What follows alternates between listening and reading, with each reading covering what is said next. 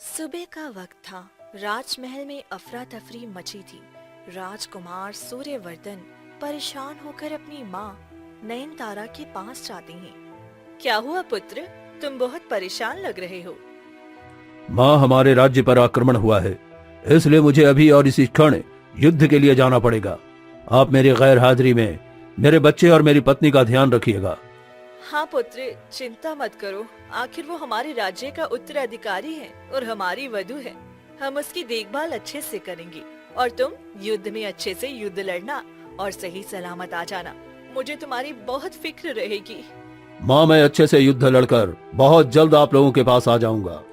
फिर सूर्यवर्धन राज्य से निकल पड़ता है और वहीं नयनतारा जैसे ही बैठती है उसी वक्त एक दासी रूपा भागकर नयनतारा के कान में फुसफुसाती है, जिसे सुनते ही नयनतारा की आंखें गुस्से से फैल जाती हैं। नहीं, ऐसा नहीं हो सकता।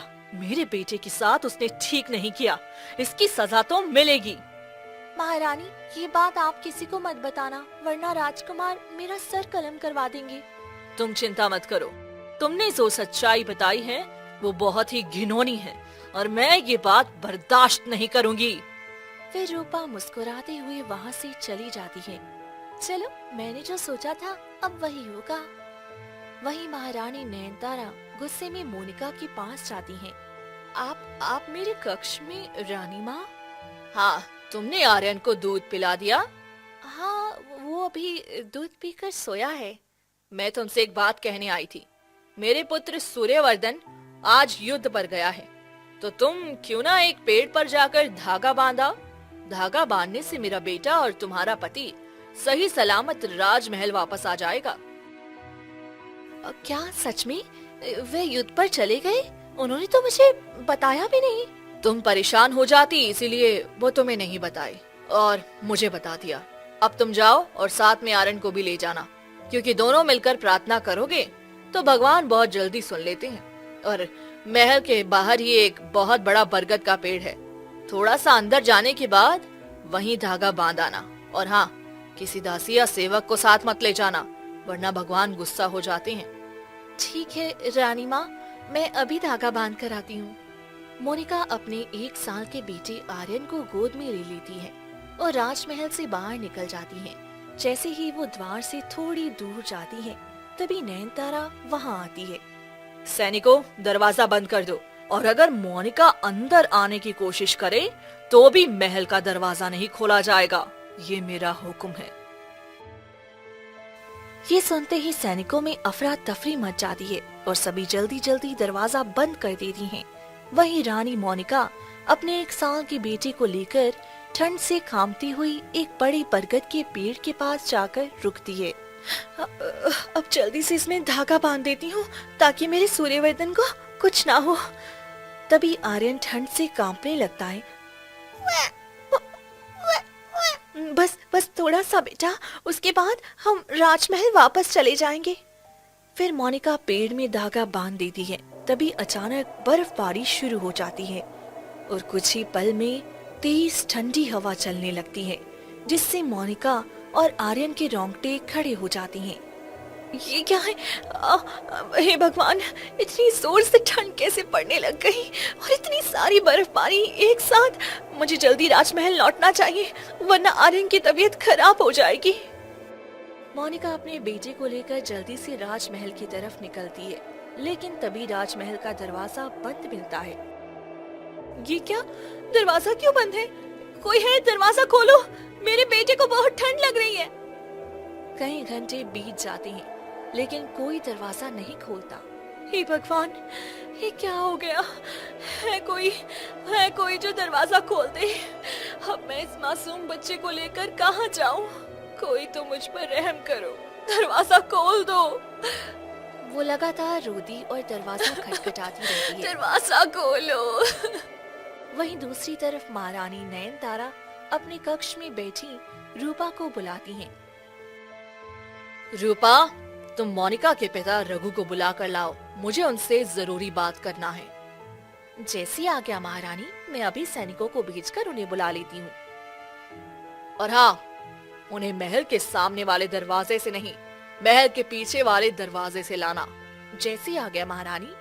कुछ ही देर में रघु को राजमहल लाया जाता है। तुम्हारी बेटी से गलती नहीं बल्कि बहुत बड़ा अपराध हुआ है, और तुम अपनी बेटी और अपने नाती को जिंदा देखना चाहते हो तो उसे यहाँ से बहुत दूर ले जाओ, और फिर कभी इस राजमहल में उसका कदम पड़ना भी नहीं चाहिए।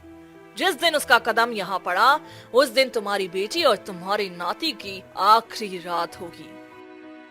ऐसा क्या कर दिया मेरी बेटी ने जो आप इतनी कठोर बन गई महारानी? मैं गरीब हूं, आपसे ज्यादा कुछ पूछ नहीं सकता, लेकिन एक बाप होने के नाते इतना तो पूछ ही सकता हूं। ये बात मैं तुम्हें नहीं बता सकती, लेकिन ये अपराध इतना घिनौना है कि मैं चाहकर भी उसे माफ नहीं कर सकती हूँ, और मैं तुम्हारी बेटी और नाती को यहाँ से निकालती हूँ। ये बात तुम किसी को नहीं बताओगे, वरना उस दिन तुम्हारी बेटी की आखिरी रात होगी। रघु बहुत विनती करता है, लेकिन नयनतारा कुछ नहीं सुनती। रघु उदास होकर महल के पीछे वाले दरवाजे से बाहर आता है और देखता है कि महल के मुख्य द्वार पर मोनिका और उसका 1 साल का बेटा ठंड से कांपते हुए जमीन पर बैठी हैं। मेरी बेटी इतनी ठंड में बाहर बैठी है और सब अंदर पत्थर दिल बने बैठे हैं। मैं अपनी बेटी और अपने नाती को इस तरह मरने नहीं दूंगा। मुझे इन्हें अपने साथ ले जाना होगा। रघु मोनिका के पास जाता है। पिताजी, आप यहाँ इतनी ठंड में क्या कर रहे हैं? आप घर चले जाइए। बेटी, तुम और आर्यन इतनी ठंड में बाहर हो, मेरे साथ चलो मेरे घर। नहीं पिताजी, मैं तो बस रानी माँ की बात मानकर धागा बांधने गई थी। दरवाजा थोड़ी देर में खुल जाएगा, आप घर जाइए। मेरी बेटी कितना भरोसा करती है अपनी सास पर, लेकिन ये दरवाजा कभी नहीं खुलेगा। बेटी, मुझे तुम्हारी बहुत याद आ रही थी और अपने नाती की भी। चलो कुछ दिन मेरे साथ रह लो, उसके बाद लौट आना। भगवान के लिए तुम्हारी माँ भी इस दुनिया में नहीं है, एक तुम ही तो हो। ठीक है पिताजी। फिर रघु मोनिका को अपनी झोपड़ी में ले आता है। तभी गांव के सभी लोग उसे देखते ही उसके पास दौड़े चले आते हैं। अरे मोनिका बेटी, कितने दिनों बाद आई हो, और तुम्हारा ये बेटा कितना सुंदर लग रहा है, बिल्कुल राजकुमार पर गया है। सच में तुम्हारी किस्मत कितनी अच्छी है, एक गरीब की बेटी होकर भी राजमहल की रानी बन गई हो। हाँ हाँ, वो तो है। मेरी बेटी इस राज्य की रानी है, लेकिन कुछ दिनों के लिए मेरे पास रहने आई है। अरे रघु भाई, ये आप क्या कह रहे हो? ये अब राजमहल में रहती है, राजमहल के सुख सुविधाओं की आदत होगी। और ये आर्यन भी तो साल भर का है, ये आपकी झोंपड़ी में कैसे रहेगा? मैं तो कहती हूँ इसे राजमहल ही चले जाना चाहिए। मोनिका बेटी, अपने बेटे को लेकर यहाँ इस झोंपड़ी में कहाँ रहोगी? ऐसा क्यों बोल रही हो लता बहन?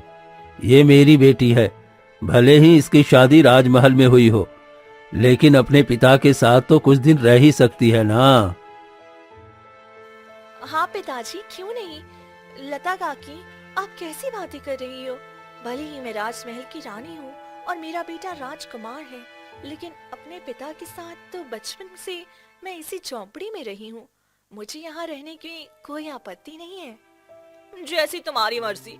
अगर मैं तुम्हारी जगह होती ना तो यहाँ कभी नहीं रहती। राजमहल का सुख छोड़कर यहाँ आने का किसका मन करता है?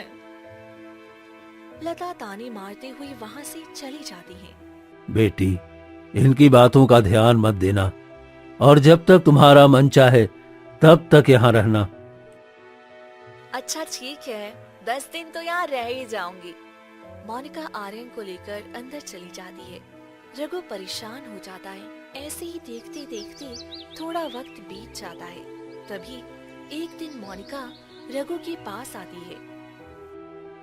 पिताजी, पूरे 15 दिन से मैं यहाँ पर ही हूँ, लेकिन अभी तक ना तो राजकुमार सूर्यवर्धन का कोई खत आया है और ना ही रानी माँ का कोई सेवक आया है। मुझे राजमहल जाना है। वो लोग बहुत परेशान हो रहे होंगे कि मैं और आर्यन कहाँ हैं। नहीं बेटी, तुम राजमहल नहीं जा सकती, तुम्हें मेरे साथ यही रहना होगा। नहीं पिताजी, आर्यन की दादी को बहुत याद आ रही होगी। नहीं बेटी, तुम नहीं जाओगी। अगर तुम गई तो मैं आत्महत्या कर लूंगा, इसलिए तुम कहीं नहीं जाओगी। ठीक है पिताजी, मैं नहीं जा रही। लेकिन आप ये बात मत कहिए, मैं बर्दाश्त नहीं कर पाऊंगी। फिर मोनिका आर्यन को लेकर एक तरफ जाकर बैठ जाती है। ऐसा क्या हो गया कि पिताजी मुझे राजमहल नहीं जाने दे रहे? कहीं इन्होंने भी कुछ तो कर तो नहीं किया? मुझे ठीक नहीं लग रहा। मुझे खुद ही राजमहल जाना होगा। आज रात होते ही मैं यहाँ से चली जाऊंगी। पिताजी मुझे ऐसे जाने नहीं देंगे।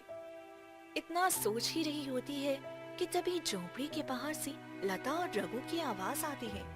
ये बाहर पिताजी और लता काकी की आवाज है। मुझे सुनना चाहिए, ये क्या बातें कर रहे हैं। मोनिका झोपड़ी के दरवाजे के पास जाकर कान लगाकर सुनती है। अरे रघु भाई, तुम्हारी बेटी को आए हुए पूरे 15 दिन से ज्यादा हो गए, लेकिन ना तो राजमहल से कोई खत आया और ना कोई खबर। कोई भला अपनी बहू और अपने उत्तराधिकारी को इस तरह झोपड़ी में कैसे छोड़ सकता है? आपको इससे क्या मतलब? मेरी बेटी और मेरा नाती अब कभी राजमहल वापस नहीं जाएंगे। ये क्या कह रहे हो भाई साहब? ऐसा क्या हो गया कि आप अपनी बेटी और नाती को कभी राजमहल नहीं भेजना चाहते? बस ऐसे ही। रघु गुस्से में जंगल की ओर चला जाता है। हे भगवान, राजमहल में जरूर कुछ बहुत बड़ा हुआ है।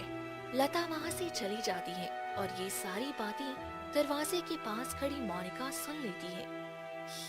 तो पिताजी ने पहले से ही तय कर लिया है कि मुझे राजमहल जाने नहीं देंगे, पर मैं भी जाकर रहूंगी।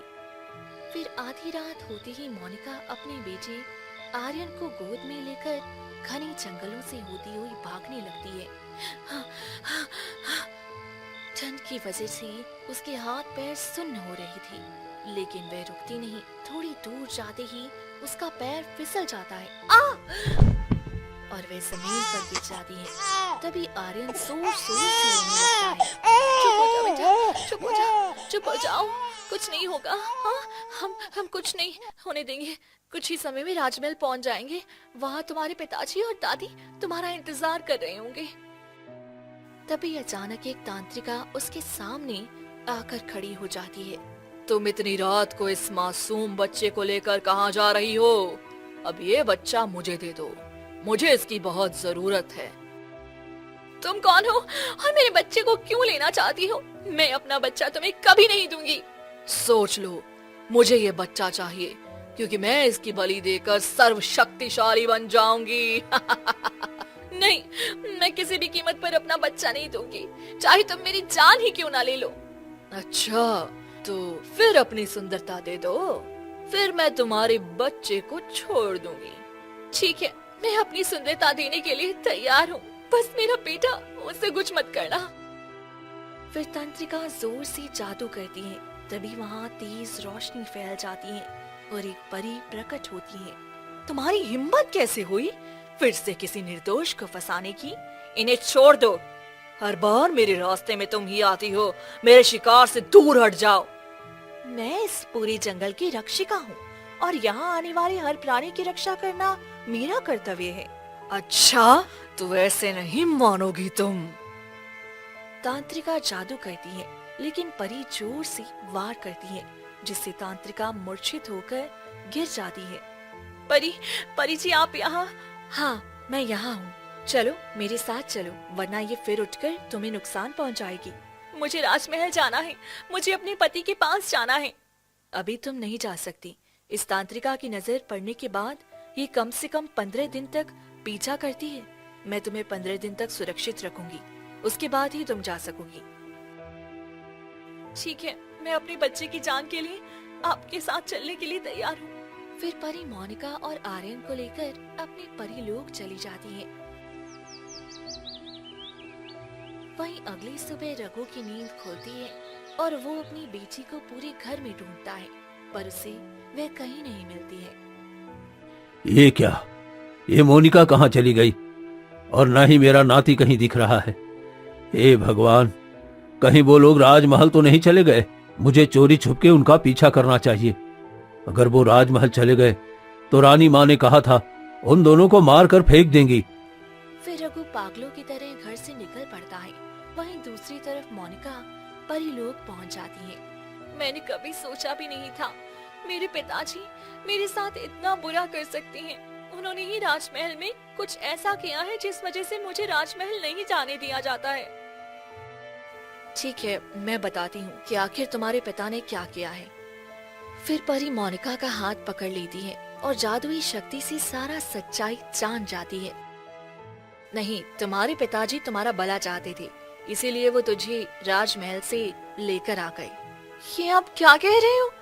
मैं पिताजी को कहते हुए सुनी थी अपने कानों से कि वो मुझे कभी राजमहल नहीं जाने देना चाहते थे, क्योंकि रानी नयनतारा ने तुम्हारे पिता को धमकी दी थी कि अगर तुम दोनों कभी भी राजमहल पहुंचे तो वो तुम्हें और तुम्हारे बेटे आर्यन दोनों को जान से मार देगी। इसी वजह से तुम्हारे पिताजी तुम्हें राजमहल वापस नहीं जाने देना चाहते थे। ये क्या कह रहे हो? नहीं, ऐसा नहीं हो सकता। भला रानी माँ मुझसे इतना प्रेम करती हैं और अपने पोते से भी, फिर वे मुझे वहाँ क्यों नहीं जाने देंगी? तुम्हारी महल के अंदर ही एक दासी है जिसने चुगली कर दी है, जिस वजह से रानी माँ तुम पर बहुत गुस्सा है। ठीक है, मुझे मेरे पिताजी के पास जाना है। मैं बिना बताए उनके घर से चोरी छुपके रात को भाग गई थी। वो बहुत परेशान होंगे, मुझे कम से कम अपने पिता से मिलने दीजिए। नहीं, मैं तुम्हें 15 दिनों तक कहीं नहीं जाने दूंगी। देखो, तुम्हारे और तुम्हारे बच्चे की जान को खतरा है, इसीलिए तुम्हें 15 दिनों तक परिलोक में ही रहना होगा। फिर दोनों बात कर ही रही होती हैं कि तभी तांत्रिका वहाँ आ जाती है। परी, अब मेरे शिकार को मेरे साथ जाने दे, वरना मैं तुम्हारे परिलोक को तहस नहस कर दूंगी। मैंने तुम्हें कितनी बार कहा है, तुम इससे छू भी नहीं सकती। यहाँ से चली जाओ। तुमने मुझे एक बार मूर्छित किया था, लेकिन दोबारा नहीं कर पाओगी। फिर तंत्रिका आग का गोला फेंकती है। परी बच जाती है और जोरदार बिजली का प्रहार करती है, जिससे तंत्रिका परिलोक से सीधे धरती लोक में आकर गिर जाती है। ये मेरे पीछे इतनी हाथ धोकर क्यों पड़ी है? इसीलिए तो मैं तुम्हारे और तुम्हारे बच्चे की जान बचाना चाहती हूँ, इसीलिए यहीं रहो। 2 दिन बीत जाते हैं। फिर एक रात मोनिका, नहीं परी, मुझे धरतीलोक पर नहीं जाने देंगी, लेकिन मुझे मेरे पिताजी से मिलना है। वो बहुत परेशान हो रहे होंगे, मुझसे कितना प्यार करते थे और मैं गलत फहमी में उन्हें छोड़ कर आ गई। मुझे धरतीलोक जाना ही होगा। फिर वो आधी रात चोरी छुपके परिलोक से बाहर धरतीलोक पर आ जाती है और दौड़ती हुई अपनी झोपड़ी में पहुंच जाती है। मैं पिताजी से मिलते ही उनके पैर पकड़कर माफी मांग लूंगी। मोनिका झोपड़ी के अंदर जाती है। पिताजी, आप कहाँ हो? वे चारों तरफ ढूंढती है, पर रघु कहीं नहीं मिलता है। तब तक सुबह हो जाती है और तभी लता मोनिका को देख लेती है। अरे मोनिका बेटी, तू यहाँ? मैं पिताजी को ढूंढ रही हूँ, वो कहीं दिखाई नहीं दे रहे हैं। अरे पता नहीं तुम्हारे पिताजी कहाँ हैं। जिस दिन तुम गई थी उसी दिन वो भी पीछे पीछे गए थे, उसके बाद से हमने नहीं देखा है। ऐसा कैसे हो सकता है? वो कहाँ जा सकते हैं? अब तो तुम्हें खुद ही ढूंढना होगा बेटी। लता इतना कहकर चली जाती है। मुझे पता है वो कहाँ गए होंगे, वे जरूर राजमहल गए होंगे। रानी माँ ने पता नहीं उनके साथ क्या किया होगा। फिर मोनिका घने जंगलों से ठंड में कांपती हुई जाती है। तभी उस रास्ते में एक व्यक्ति सोया हुआ दिखता है। इतनी बर्फ में कोई कैसे सो सकता है? वह पास जाती है तो वो कोई और नहीं बल्कि रघु होता है, जो मर चुका था। ये तो मेरे पिताजी हैं। नहीं नहीं, ये क्या हो गया? पिताजी उठिए। रघु कोई जवाब नहीं देता है। पिताजी, मुझे माफ कर दीजिए, मैं आपको गलत समझ बैठी। आप मुझे इस तरह छोड़कर नहीं जा सकते हैं। मोनिका फूट फूट कर रोने लगती है और आर्यन भी जोर जोर से रोने लगता है। तभी तांत्रिका वहाँ आ जाती है और हंसने लगती है। आखिर तू आ ही गई। परी तुम्हें कितने दिनों से बचा रही थी, लेकिन अब तुम्हें कोई नहीं बचा सकता है। तुमने मेरे पिताजी को मारा है। बताओ, किसने मेरे पिताजी को मारा है? मैंने मारा है। तुमने क्या सोचा था कि मैं ऐसे चुप बैठूंगी? तुम्हें यहाँ लाने के लिए मैंने ये सब किया, और देखो तुम खुद आज मेरे पास आ गई। अब तुम्हें कोई नहीं बचा पाएगा। फिर तांत्रिका हमला करने ही वाली होती है कि तभी परी वहाँ आ जाती है। रुक जाओ, बहुत हो गया, अब तुम्हें भी जिंदा नहीं छोड़ूंगी। तुमने बहुत मासूमों की जान ले ली है। फिर परी जादू करती है और तांत्रिका को एक पिंजरे में कैद कर देती है। तुम अब इस पिंजरे में कैद रहोगी और मैं अपनी शक्ति से इस पिंजरे को अदृश्य कर दूंगी ताकि तुम्हें कोई भी देख ना पाए और तुम इतनी सर्दी में इस पिंजरे में कैद होकर हमेशा के लिए मर जाओगी। नहीं परी, तुम ऐसा नहीं कर सकती हो। मुझे छोड़ दो, मुझे आजाद करो। लेकिन परी उसकी एक नहीं सुनती।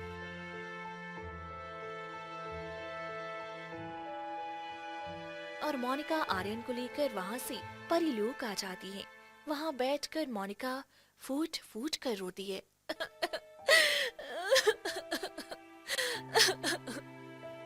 मैंने क्या कर दिया? मैंने अपने ही पिताजी को गलत समझा और उस तांत्रिका ने मेरे पिताजी को जान से मार दिया। मैं आखिरी वक्त में अपने पिताजी को ढंग से देख भी नहीं पाई, उनसे माफी मांग भी नहीं पाई। मैं दुनिया की सबसे खराब बेटी हूँ। जो किस्मत में लिखा होता है वही होकर रहता है। अब कुछ दिनों तक तुम यहाँ रहो और ठंड कम होते ही मैं तुम्हें राजमहल छोड़ाऊंगी। अभी मैं तुम्हें राजमहल नहीं छोड़ सकती। जब तक तुम्हारे पति राजमहल वापस नहीं आती तुम वहाँ नहीं जा सकती, वरना राजमाता पता नहीं तुम्हारे साथ क्या कर दे। ये सुनते ही मोनिका फूट फूट कर रोने लगती है। ऐसे ही 2 दिन और बीत जाते हैं और राजमहल में सूर्यवर्धन लौट आता है। तभी नयनतारा भागते हुए सूर्यवर्धन के पास आती है और कहती है, पुत्र तुम वापस आ गई, तुम जीत गए। हमने पूरे 20 दिनों तक युद्ध लड़ा, लेकिन अब युद्ध समाप्त हो चुका है। हमारा पूरा राज्य युद्ध पर विजय प्राप्त कर चुका है। अब मैं अपने पत्नी और अपने बेटे से मिलना चाहता हूँ। इतने दिनों तक मैंने उन्हें देखा भी नहीं है। सूर्यवर्धन भागते हुए मोनिका के कक्ष में जाता है, पर मोनिका वहाँ नहीं रहती है। ये क्या, मोनिका भी नहीं है और मेरा पुत्र भी कहीं दिखाई नहीं दे रहा है। तभी नयनतारा आती है। ये क्या माँ, मेरी पत्नी और मेरा बच्चा कहीं दिखाई नहीं दे रहा है। बोलो कहाँ है? वे शायद किसी के साथ भाग गई है। जब तुम युद्ध कर गए थे वे उसी वक्त मंदिर में पूजा करने गई और किसी प्रेमी के साथ भाग गई। उसका पहले से ही चक्कर चल रहा था। ये तुम कैसी बातें कर रही हो माँ? नहीं, ऐसा नहीं हो सकता। मेरी मोनिका मुझे कभी धोखा नहीं दे सकती। आप तो जानते हो हम दोनों ने प्रेम विवाह किया है और फिर वो मुझे धोखा कैसे दे सकती है? मुझे भी उसकी बातों पर यकीन नहीं था, लेकिन उस दासी ने उसे रंगे हाथों पकड़ा है। उसी वजह से मुझे भी यकीन हो गया और उसने मुझे कुछ सबूत भी दिए हैं। नहीं, ये सब जरूर कोई गलतफहमी है और मैं आपको यह साबित करके रहूंगा। मेरी पत्नी और मेरा बच्चा पता नहीं इतनी ठंड में कहाँ है और किस हालत में होंगे। मैं उन्हें ढूंढ कर ही रहूंगा।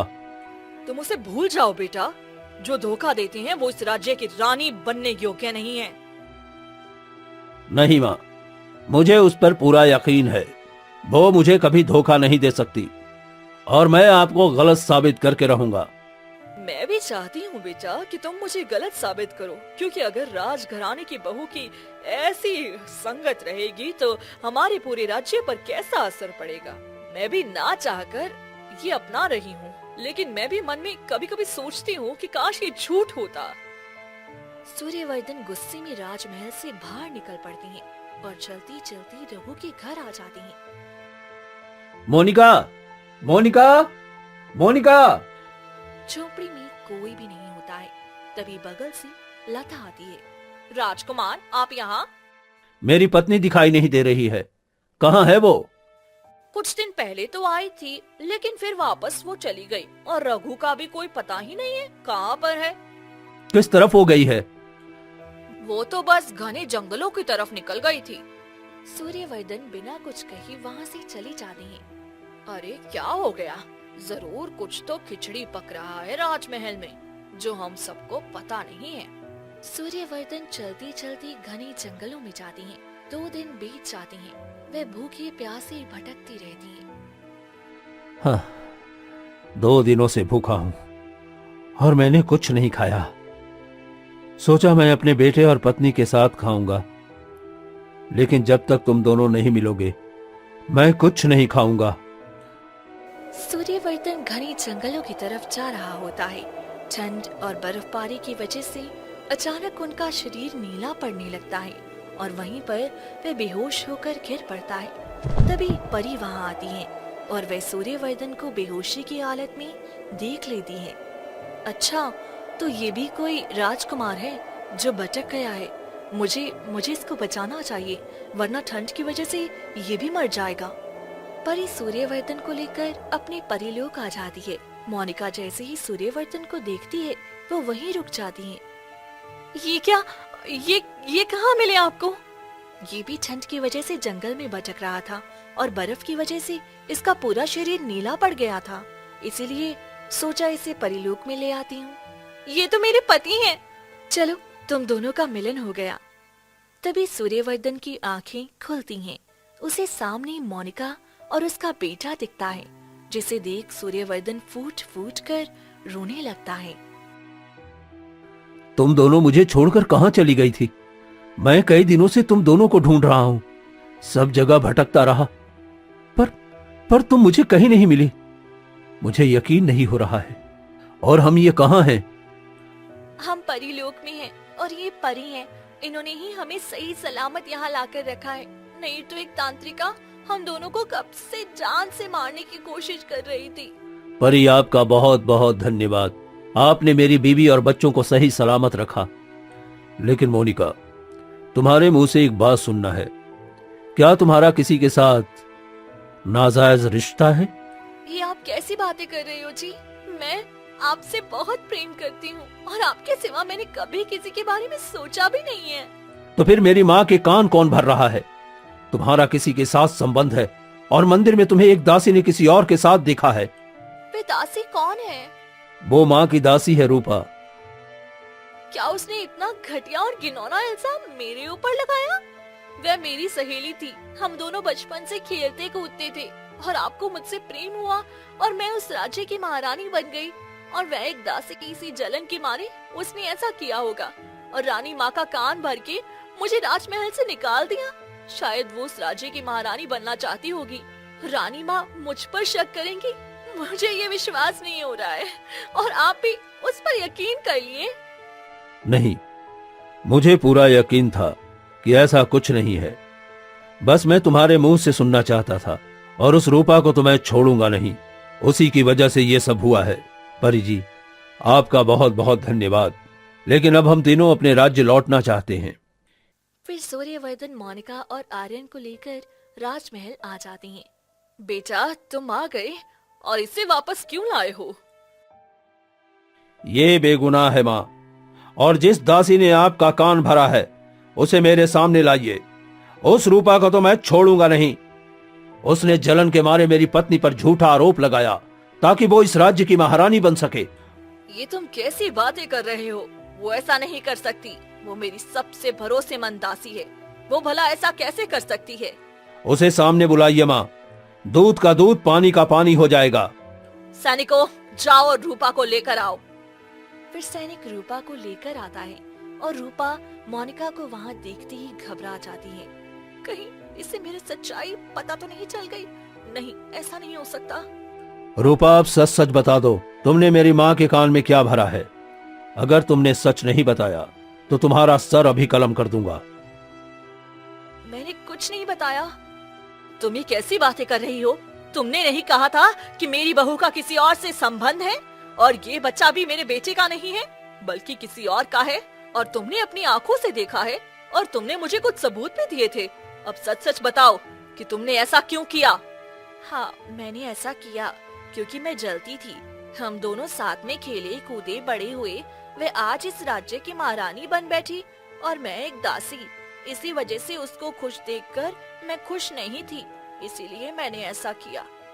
तुम इतना बड़ा चाल कैसे चल सकती हो रूपा? मैंने कभी सोचा भी नहीं था। जब तुम्हारे परिवार वाले भूखे से मर रहे थे तो मैं तुम्हें इस राज्य दरबार में काम दिलवाई थी। मैंने सोचा तुम्हारे परिवार को 2 वक्त की रोटी मिल सके, और आज तुमने मेरे साथ ऐसा किया। मैं तुम्हारे दुख में दुखी हुई, लेकिन तुमने मेरी खुशी में भी खुशी नहीं ढूंढी और तुम्हारी वजह से मेरे पिताजी इस दुनिया से चले गए। तुम्हारे पिताजी को क्या हुआ? वो जो तांत्रिक थी ना, जिसे आपने राजमहल से बाहर निकाला था, तंत्र विद्या करने के चक्कर में वो पूरे जंगल पर कब्जा कर रखी थी और उसी ने मोनिका के पिता को जान से मार दिया और मोनिका और आर्यन को भी कई बार जान से मारना चाहती थी। वो तो भला हो उस परी का जो इन दोनों की रक्षा की और मेरी भी। इस वजह से हम तीनों अभी सही सलामत यहाँ हैं। ये सब रूपा तुम्हारी वजह से हुआ है। सैनिकों, रूपा को ले जाओ और इसे आजीवन काल कोठरी में बंद कर दो। ऐसा मत करिए महारानी, मुझे एक मौका दे दीजिए। मैं ऐसा कभी नहीं करूंगी। जो एक बार मेरा घर बर्बाद कर दिया वो बार बार करेगा। तुम्हारी वजह से आज मेरा बेटा, मेरी बहू और मेरा पोता तीनों मुझे छोड़कर चले जाते। तुम्हें माफ करने का कोई वजह नहीं है मेरे पास। सैनिकों, ले जाओ इसे। सैनिक रूपा को खींचते हुए वहां से लेकर चले जाते हैं। बहू, मुझे माफ कर दो, मुझसे गलती हो गई। मैंने अपनी बहू पर विश्वास नहीं किया और एक दासी पर भरोसा करके मैंने अपने ही बेटे और बहू का घर तोड़ने की कोशिश की। और अगर मैंने उस दिन उतना कड़वा सच तुम्हारे पिताजी को नहीं कहा होता तो शायद आज वे हमारे बीच होती। मोनिका फूट फूट कर रोने लगती हैं और सभी एक परिवार की तरह शांति पूर्वक रहने लगते हैं।